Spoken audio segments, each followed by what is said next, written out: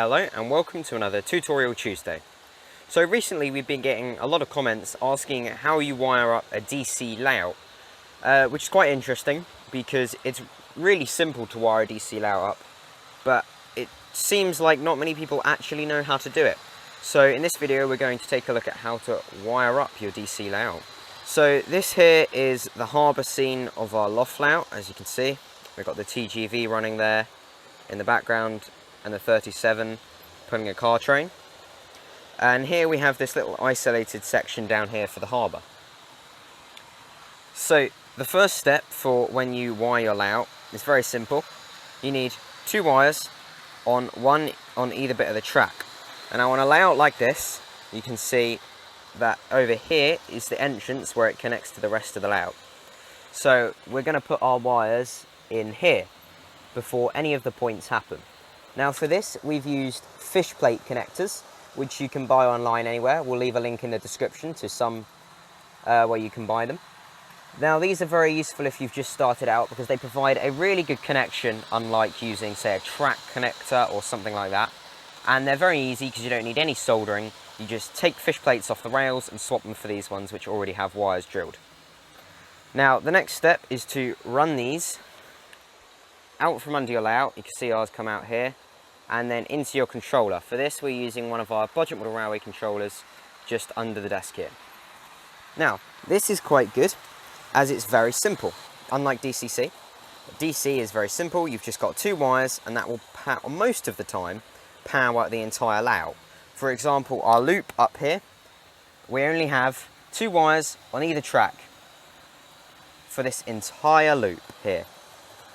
However, on a big layout like this, you might want to add just another set of droppers. So over in this corner here, we have another set of wires. This is very simple though. You just connect them into the same connector block, which we'll show you how to do in a bit. Now, there is a reason that I said this will work for most layouts. Now with a shunting layout like this, there is one issue, and that comes when you have back switches. Now a back switch is basically where the power is here, and if you think, if the points are set like this, the power will come round into here, but will never ever be able to reach this siding. Now that's easy to demonstrate. As you can see here, this train will happily go into that siding. It will happily go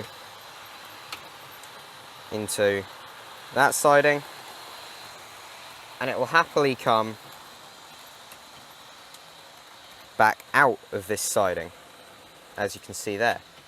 But as soon as I try and run it into this siding here by switching that point, you can see that it doesn't move anymore. And I am turning the controller on, as you can see. It doesn't move anymore. And that's because if you think, the power is here, the power will be coming this way.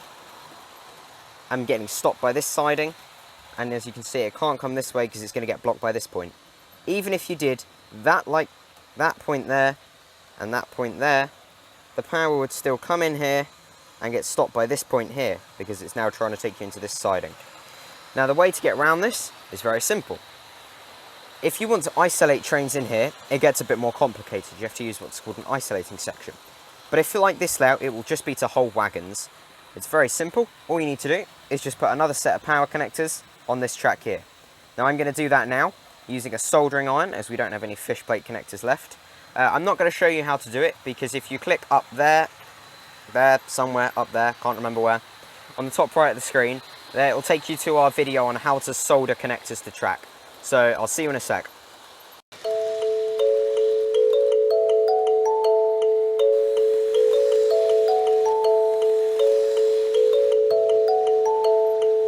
Alright, so as you can see, I've got two wires now wired up.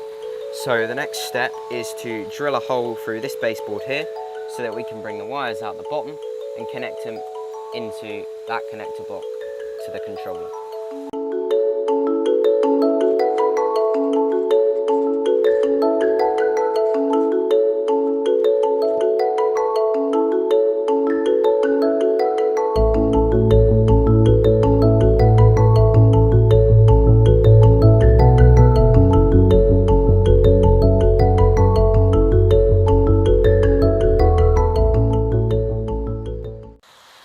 Okay, so now we've got them all soldered, wired through the baseboard and out the other side, and I've hidden them nice and neatly there with a buffer stop so you can't actually see the wires, and eventually there's going to be a harbour wall all along here, so that will continue to hide it.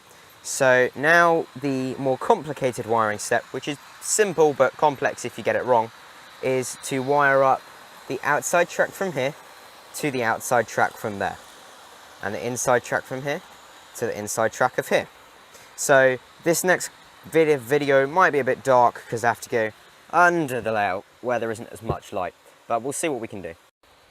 Alright, so in this connector block here we have our inside rail, which is our black colour, and our outside rail, which is our red colour. Now I know from where I've wired it up that this wire here, oh there you go, this wire is my outside rail, so I need to wire this one into the red one and the other one into the black one, so I'm just going to do that now.